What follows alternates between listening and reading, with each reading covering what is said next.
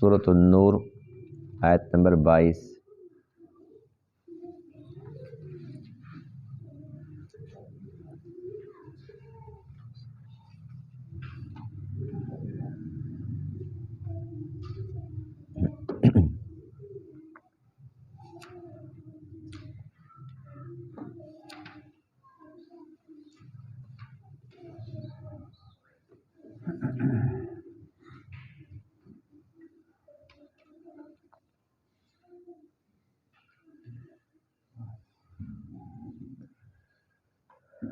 اعوذ باللہ من الشیطان الرجیم،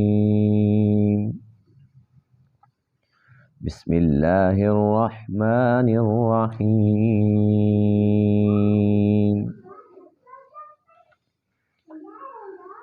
ان الذین یرمون المحصنات الغافلات المؤمنات لعنوا فی الدنیا والآخرہ وَلَهُمْ عَذَابٌ عَظِيمٌ يَوْمَ تَشْهَدُ عَلَيْهِمْ أَلْسِنَتُهُمْ وَأَيْدِيهِمْ وَأَرْجُلُهُمْ بِمَا كَانُوا يَعْمَلُونَ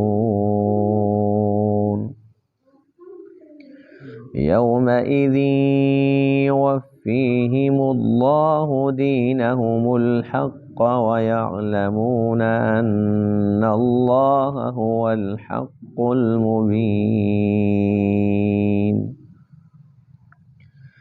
الْخَبِيثَاتُ لِلْخَبِيثِينَ وَالْخَبِيثُونَ لِلْخَبِيثَاتِ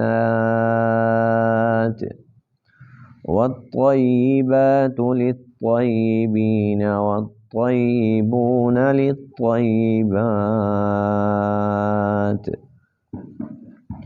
أولئك مبرؤون مما يقولون لهم مغفرة ورزق كريم۔ صدق اللہ العظیم۔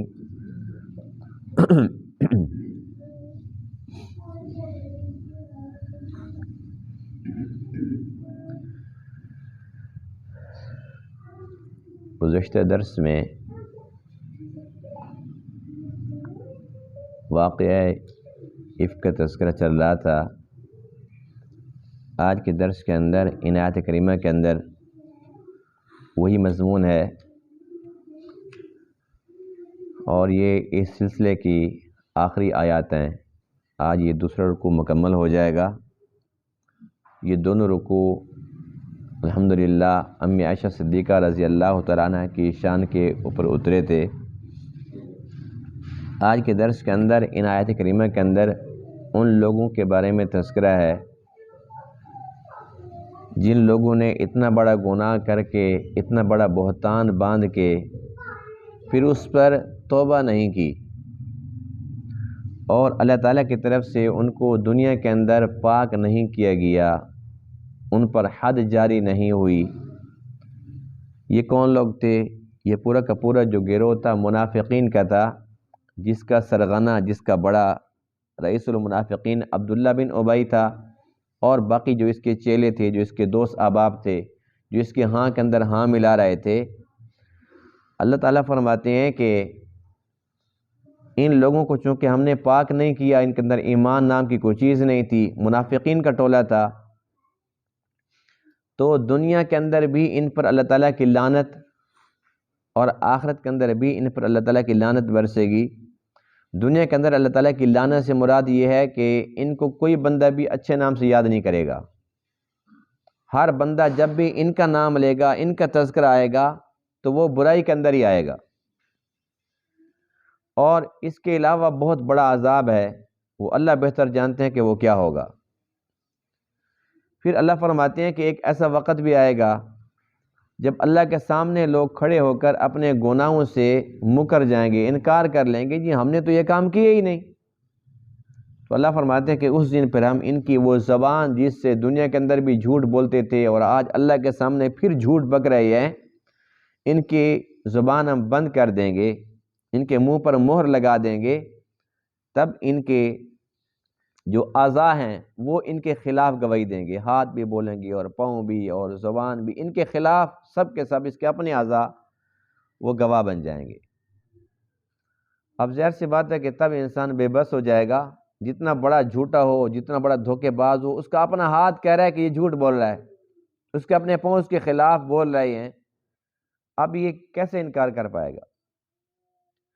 پھر اللہ فرماتے ہیں کہ ہمارا فارمولہ، ہمارا قانون یہ ہے کہ جو نیک ہوتے ہیں اللہ تعالیٰ ان کو نیکوں کے ساتھ جوڑتا ہے، جو برے ہوتے ہیں ان کو بروں کے ساتھ جوڑتا ہے۔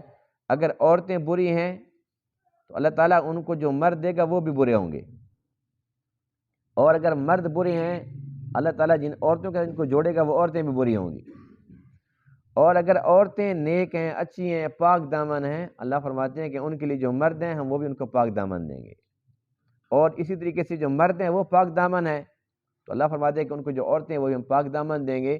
تو اب یہ جب اللہ تعالیٰ کا قانون ہے تو اس قانون کے تحت یہ مسئلہ بالکل واضح ہو گیا، اور ہر بندہ جو پڑھا لکھا ہے یا ان پڑھ ہے، چھوٹا ہے بڑا ہے، جوان ہے بوڑھا ہے، ہر بندہ یہ بات سمجھ سکتا ہے کہ اللہ کے نبی تو پاک ہیں۔ جب اللہ کے نبی پاک ہیں تو ان کو جو ملنے والی بیوی ہے عائشہ صدیقہ وہ بھی پاک، اور جب عائشہ پاک تھی تو اللہ تعالیٰ نے ان کو اپنا نبی پاک دے دیا۔ پھر اللہ فرماتے ہیں کہ جب ہم نے اتنی واضح بات تمہیں سمجھا دی ہے، اب یہ بھی ساتھ بتا دیں کہ جن پر یہ الزام لگا، جن پر یہ بہتان تراشا گیا، وہ دو ہی تھے نا، حضرت عائشہ صدیقہ رضی اللہ تعالیٰ عنہ اور صحابی رسول بزرگ صحابی حضرت صفوان رضی اللہ تعالیٰ عنہ۔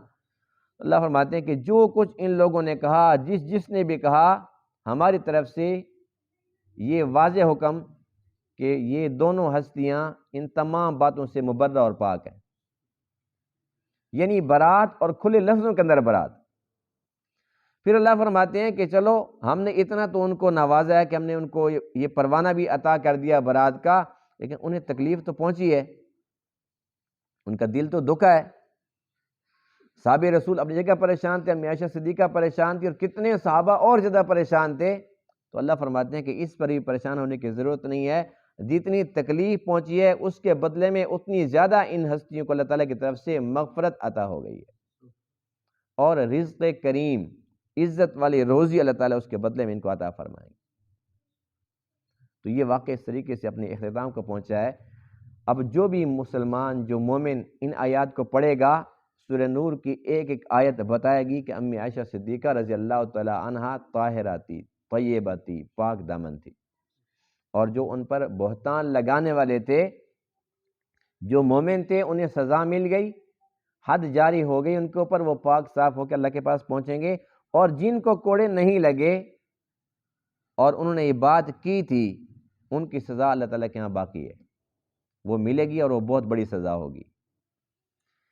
ان الذین یرمون المحصنات، بے شک وہ لوگ جو تہمت لگاتے ہیں گناہ کی، المحصنات پاک دامن عورتوں کو، الغافلات جو غافل ہیں۔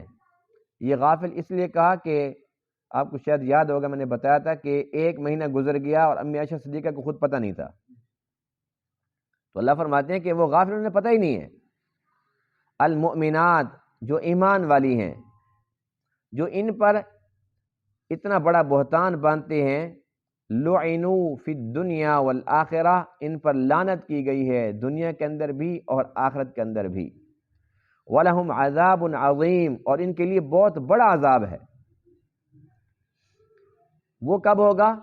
یوم تشہد علیہم، جس دن گواہی دیں گے ان کے خلاف، السنتہم ان کی زبانیں، وایدیہم اور ان کے ہاتھ، وارجلہم اور ان کے پاؤں، بما کانوا یعملون ان اعمال کی جو کیا کرتے تھے۔ یومئذ اس دن، یوفیہم اللہ دینہم الحق، اللہ تعالیٰ پورا پورا دے گا انہیں بدلہ، الحق جو سچا ہے، یعنی سچا بدلہ ان کو اللہ تعالیٰ دے گا اور پورا پورا دے گا۔ وَيَعْلَمُونَ اور یہ لوگ جان لیں گے، أَنَّ اللَّهَ هُوَ الْحَقُّ الْمُبِينُ کہ بے شک اللہ تعالیٰ تو حق ہے، اللہ ہی حق ہے، المبین جو کھول کھول کے بیان کرنے والا ہے۔ الخبیثات جو خبیث عورتیں ہیں، جو گندی اور ناپاک عورتیں ہیں، للخبیثین وہ ناپاک خبیث مردوں کے لیے ہیں، والخبیثون اور ایسے ہی جو خبیث مرد ہیں، جو برے مرد ہیں، للخبیثات وہ بری عورتوں کے لیے ہیں، والطیبات اور جو پاک دامن عورتیں ہیں، پاکیزہ عورتیں ہیں، للطیبین یہ ان مردوں کے لیے ہیں جو طیب ہیں، جو پاک ہیں، والطیبون اور جو طیب پاک مرد ہیں، للطیبات یہ ان عورتوں کے لیے جو طیبہ ہیں، جو طاہرہ ہیں، پاک ہیں۔ اولئک مبرؤون یہی وہ لوگ ہیں جنہیں برات عطا کی گئی ہے، مما یقولون ان باتوں سے جو یہ کہتے ہیں، یعنی جتنے بھی ان لوگوں نے الزام لگائے، اللہ فرماتے ہیں اولئک مبرؤون ان کے لیے برات کا اعلان کیا جاتا ہے کہ امی عائشہ صدیقہ بالکل بری الذمہ ہے اس واقعے سے، اس بہتان الزام سے اب بالکل بری الذمہ ہے، اور ایسے ہی صفوان رضی اللہ تعالیٰ عنہ بھی، یہ دونوں پاک دامن ہیں۔ لہم مغفرۃ ان کے لیے مغفرت ہے، ورزق کریم اور عزت والا رزق ہے۔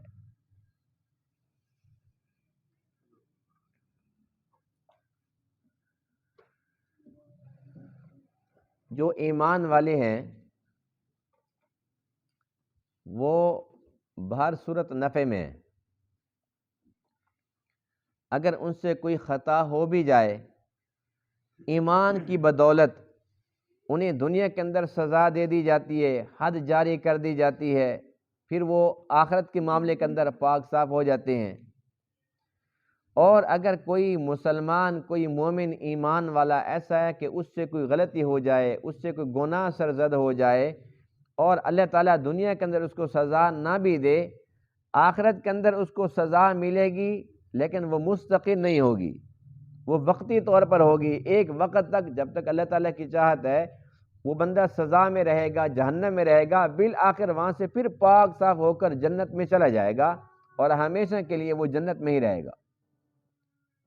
لیکن جو کافر ہیں، جو مشرک ہیں، جو منافق ہیں، وہ بد نصیب اور بد قسمت ہیں کہ اگر ان سے کوئی گناہ ہوتا رہتا ہے، اگر ان سے غلطیاں ہوتی رہتی ہیں، تو ان کے لیے چونکہ جنت نہیں ہے، اس لیے اللہ تعالیٰ ان کو لمبی مہلت دیتا ہے، لمبی چھوٹ دیتا ہے، دنیا کے اندر ان کے لیے کوئی سزا نہیں ہے، عیش کرو۔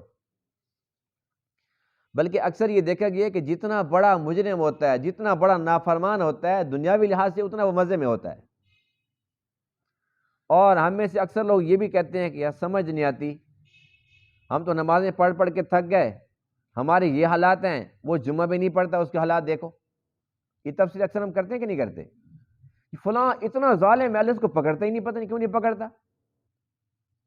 اللہ تعالیٰ ہر بندے کو پکڑتا ہے، اس کے پکڑنے کے طریقے مختلف ہوتے ہیں، اس کو بہتر پتہ ہے کہ کس کو کب پکڑنا ہے اور کیسے پکڑنا ہے۔ اب دیکھیے سب سے بڑا نافرمان کون ہے؟ شیطان۔ سب سے بڑی مہلت کس کو دی؟ شیطان کو۔ تو اسی سے ہمیں یہ سبق حاصل کرنا چاہیے کہ جتنا بڑا نافرمان ہے اتنی بڑی مہلت ہے، اور یہ بڑی مہلت اللہ کی رحمت نہیں ہے، اس کی لعنت ہے۔ جن کو اللہ تعالیٰ محبوب رکھتا ہے ان کے اوپر حالات آتے ہیں۔ اب سب سے زیادہ حالات کس پہ ہے؟ ہمارے نبی پاک کے اوپر ہے، اور ہمارا ایمان ہے کہ اللہ تعالیٰ تمام کائنات میں سب سے زیادہ ہمارے پیارے نبی سے محبت فرماتے ہیں۔ پھر حالات کیسے آئے؟ فاقے پہ فاقے، کتنی تکالیف کا سامنا کرنا پڑا، کتنی جنگیں لڑنی پڑی۔ تو بات یہ ہے کہ اللہ تعالیٰ جس کو لمبی مہلت دے دے تو یہ کوئی خوشی کی بات نہیں ہے، اور جس کو اللہ تعالیٰ تکلیفوں کے اندر مبتلا کر دے اور وہ نماز روزے کا پابند بھی ہو، وہ اللہ تعالیٰ کو راضی کرنے کی کوشش میں لگا ہوا ہو، تو اسے پریشان نہیں ہونا چاہیے، یہ اس کے لیے خیر ہے۔ ایک بزرگ کے بارے میں لکھا ہے حضرت سفیان الثوری رحمہ اللہ کہ جب وہ اللہ کے گھر میں داخل ہونے لگے، اللہ کے گھر میں جب داخل ہوتے ہیں تو سب سے پہلے کون سا پاؤں داخل کرتے ہیں؟ جی دایاں۔ یہ سنت عمل ہے نا۔ اب ان سے یہ غلطی ہوئی کہ انہوں نے نا پہلے بایاں پاؤں رکھ دیا، حالانکہ یہ کوئی بہت بڑا گناہ نہیں تھا. ہمارے یہاں اس چیز کا بہت کم لوگ خیال کرتے ہیں. اکثر بس آ رہے ہیں جا رہے ہیں، اللہ کے گھر سے نکلتے ہیں یا آتے ہیں تو اس چیز کا اہتمام نہیں کرتے. بہت کم ہیں جو قسمت والے اس چیز کا خیال کرتے ہیں. اب وہ بے خیالی کے اندر جیسی قدم رکھا تو وہیں اس کو ٹھوکر لگی. ٹھوکر لگی اور غیب سے آواز آئی، اے بیل. سور کا معنی ہوتا ہے عربی کے اندر، کس کو کہتے ہیں؟ بیل کو کہتے ہیں. نام ان کا سفیان تھا. اے بیل، میرے گھر میں داخل ہونے کی تمیز نہیں ہے. فوراً سنبھل گئے، کہنے لگے کہ واقعی مجھ سے غلطی ہو رہی تھی. اللہ تعالیٰ نے فضل فرمایا کہ مجھ سے یہ غلطی سرزد نہیں ہوئی. لیکن پوری زندگی فرمایا کرتے تھے کہ بھئی اللہ نے مجھے فرمایا بیل، تو بس مجھے تم بیل ہی کہو، میں اللہ کا بیل ہوں. حالانکہ یہ کوئی اچھی بات نہیں تھی. ہم کسی کو کہتے ہیں تو بیل ہے، اللہ میں کی گائے ہے، تو ہم کہتے ہیں میں کیوں گائے ہوں. لیکن جب اللہ نے فرمایا کہ اے بیل، وہ فرماتے ہیں کہ اللہ نے مجھ سے اتنا پیار کیا کہ ایک قدم بھی خلاف سنت میرا برداشت اس سے نہیں ہوتا، اتنا مجھ سے پیار کرتا ہے. تم اس نے کہا بیل تو میرے نام کے ساتھ میرا حصہ بنا دو، سفیان الثور، سفیان بیل. تو یہ محبت کی باتیں ہیں. جہاں پر پیار ہوتا ہے وہاں چھوٹی سی لفظ ہونے لگتی ہے، اللہ تعالیٰ فوراً پکڑ لیتے ہیں، کیا کر رہے ہو. تو اس لیے اگر ہم نمازیں پڑھ رہے ہیں، ہم روزے رکھتے ہیں، ہم دین پر چل رہے ہیں اور پھر بھی کچھ تکالیف آ جاتی ہیں، کوئی مصیبتیں آ جاتی ہیں، تو اس پر پریشان نہیں ہونا چاہیے. کوئی پریشانی کی بات نہیں ہے. اللہ تعالیٰ یہ چاہتا ہے کہ ان کو لمبی مہلت نہ دوں. جب لمبی مہلت ملتی پھر پتہ کیا ہوتا ہے؟ پھر طوفان نوح آیا تھا. 950 سال آپ نے تبلیغ فرمائی ہے، 950 سال تک اس قوم کو، اس امت کو مہلت دی ہے، لیکن جب وہ نہیں سدھرے پھر طوفان آیا کہ نہیں آیا؟ جب مہلت لمبی ہوتی ہے پھر پکڑ بہت بڑی آتی ہے. فرعون کو کتنی بڑی مہلت ملی تھی، جو خدائی کا دعوے دار تھا، کہتا تھا انا ربکم الاعلی. پھر جب اللہ نے اس کو پکڑا تب وہ کیا کہہ رہا تھا؟ آمنتو، میں ایمان لا چکا. یہ ماضی کا صیغہ ہے، یعنی کہ اب یہ بھی نہیں لاتا ہوں، میں ایمان لا چکا. اور کہتے ہیں کوئی ایسا نہ ہو کہ لوگ کہیں گے تو کس پہ ایمان لے آیا؟ تو کہا کرتا تھا انا ربکم الاعلی. کہتے آمنت انہ لا الہ الا الذی آمنت بھی بنو اسرائیل. جس رب پر بنی اسرائیل کا ایمان ہے میرا بھی اسی پر ایمان ہے. پھر کہتے ہیں وانا من المسلمین، میں پکا مسلمان ہوں. بات شروع کہاں سے کی؟ آمنتو، ختم کہاں کی؟ انا من المسلمین، مومن بھی ہوں مسلم بھی ہوں. لیکن اللہ نے کیا فرمایا؟ الآن، کیا اب؟ وقد عصیت قبل، اس سے پہلے تو بڑا نافرمان تھا. وکنت من المفسدین، بڑا فسادی تھا. یعنی اللہ نے اس کو مہلت دی، اتنی مہلت دی کہ فرعون کے بارے میں لکھا ہے کہ کبھی وہ بیمار نہیں ہوا، اسے بخار نہیں ہوا، اس کے سر میں کبھی درد نہیں ہوا، اور بہت زیادہ خوراک کھاتا تھا، ڈکار مار کے ہضم کر لیتا تھا، کبھی پیٹ میں اس کے درد نہیں ہوا. لیکن یہ جتنی لمبی مہلت تھی اللہ کا پیار نہیں تھا، اللہ کی ناراضگی تھی. تو ان تمام باتوں سے کیا سبق حاصل ہوتا ہے کہ اللہ فرماتے ہیں کہ جن لوگوں سے غلطی ہوئی اور وہ ایمان والے تھے، انہیں احساس ہو گیا، انہوں نے توبہ کر لی، ان کو کوڑے لگے، وہ پاک ہو گئے. لیکن جن کو کوڑے نہیں لگے، جیسے عبداللہ بن ابی یا اس کے اور ساتھی تھے، انہیں کوڑے نہیں لگے، اللہ نہیں چاہتا تھا کہ ان کو میں پاک کروں. اللہ چاہتا تھا کہ ان کے اور مہلت دوں، ان کے مہلت دراز کروں اور ان کو بڑی گرفت میں لوں. اور اسی بڑی گرفت کا تذکرہ آج کے درس میں ہے. اللہ فرماتے ہیں کہ ان لوگوں کی سزا یہ ہے، لعنوا فی الدنیا والآخرہ، دنیا کے اندر بھی ان پہ اللہ کی لعنت اور آخرت کے اندر بھی اللہ تعالیٰ کی لعنت. اور آپ کو پتہ ہے نا کہ جب اللہ تعالیٰ نے شیطان کو جنت سے نکالا تو کیا فرمایا تھا؟ فاخرج منہا فإنک رجیم، تو مردود ہے، نکل جا میری جنت سے.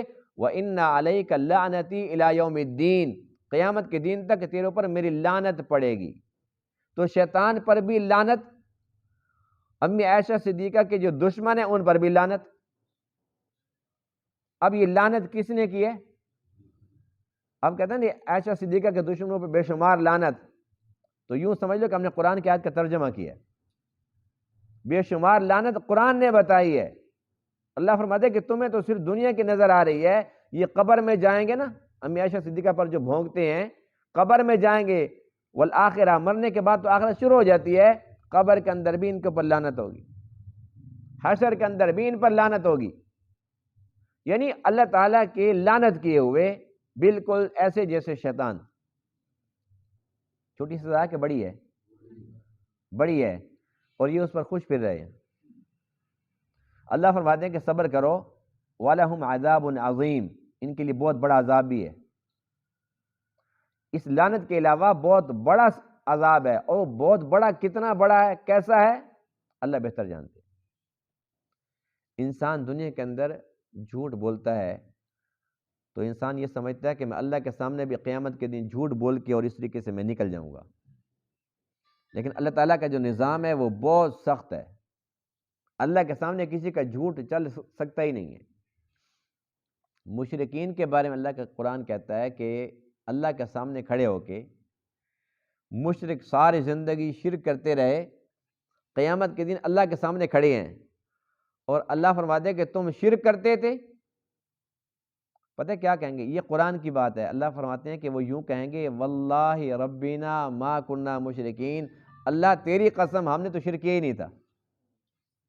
اللہ کے سامنے کھڑے ہو کے اسی کے پاک نام کی قسم کھا کے اللہ تعالیٰ کو دھوکہ دینے کی کوشش کر رہے ہیں۔ اللہ فرماتے ہیں انظر کیف کذبوا علی انفسہم، دیکھیے کیسے اپنے ہی نفسوں کے خلاف جھوٹ بول رہے ہیں۔ وضل عنہم ما كانوا یفترون، اصل بات یہ کہ جن پر ان کو بڑا ناز تھا وہ اب بھاگ چکے، ان کو نظر نہیں آ رہے۔ کہتے ہیں میرا پیر و مرشد تو وہ آئے گا اور بس میرا تو بڑا پار کرا دے گا۔ آج وہ پیر و مرشد کو نظر نہیں آ رہا۔ پریشانی اس بات کی ہے کہ وہ گئے کہاں، ادھر ادھر دیکھا کوئی نہیں ہے، کہتے چلو مکر جاؤ بھی، ہمارا تو کوئی پیر و مرشد نہیں تھا، نام سجدے کرتے تھے، نام کچھ غلط کام کرتے تھے، ہم نے تو شرک کیا ہی نہیں۔ جیسے آج کے درس میں ہے یوم تشہد علیہم السنتہم وایدیہم وارجلہم، کہ اس دن ان کی زبانیں، ان کے ہاتھ، ان کے پاؤں ان کے خلاف گواہ بن جائیں گے۔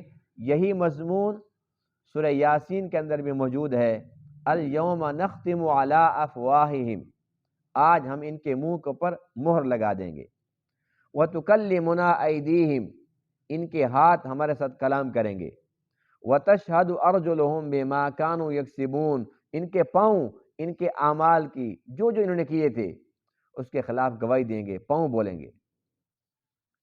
اور اسی طریقے سے 24ویں پارے میں ہے کہ انسان کے سب اعضاء، یہاں تک کہ انسان کی کھال بھی اس کے خلاف جب گواہیاں دے گی، بولے گی، وقالوا لجلودہم لما شہدتم علینا، تو یہ اپنے ہی اعضاء کو، اپنی کھالوں کو کہیں گے کہ تم کیسے ہمارے خلاف گواہ بن گئے، اور تم بولتے کیسے ہو؟ دنیا کے اندر تو صرف زبان بولتی تھی، ہاتھ تو بول ہی نہیں سکتا تھا۔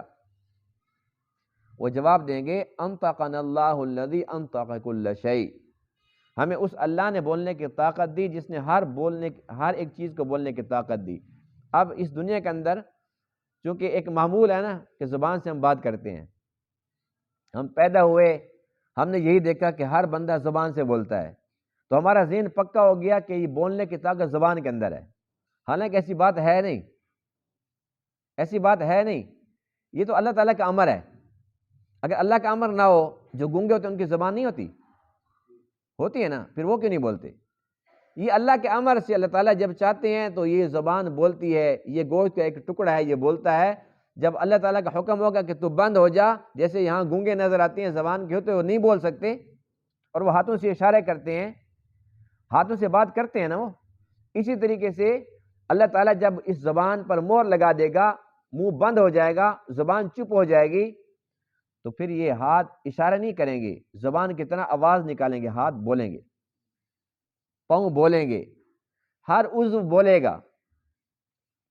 تو اس لیے انسان کو چاہیے کہ وہ یہ تمام باتیں اپنے دھیان میں رکھے کہ اور کوئی دیکھے نہ دیکھے، لیکن میرے اپنے آزاد تو دیکھ ہی رہے ہیں۔ میں کسی بندے سے تو چھپ سکتا ہوں، لیکن میں اپنے ہاتھوں سے کہاں سے چھپوں؟ اگر انسان کو گناہ کرنے لگتا ہے تو وہ یہ دیکھے کہ میں اپنی آنکھوں کو نکال کر کہاں رکھوں کہ یہ نہ دیکھیں، میں اپنے ہاتھوں کو کہاں رکھوں، اپنے جسم سے کہاں الگ کروں، اپنے پاؤں کو، ان اعضاء کو کہاں رکھوں کہ یہ میرے ساتھ نہ ہوں؟ کیا ایسا ممکن ہے؟ جب ہم ان سے نہیں بچ سکتے، ہم ان سے نہیں بھاگ سکتے، تو بس یوں سمجھ لو کہ یہ اللہ تعالیٰ کی طرف سے ہمارے اوپر گواہ ہیں۔ اور اس کے علاوہ بھی جو اللہ تعالیٰ کا نظام ہے نا، وہ بہت ہی زبردست نظام ہے۔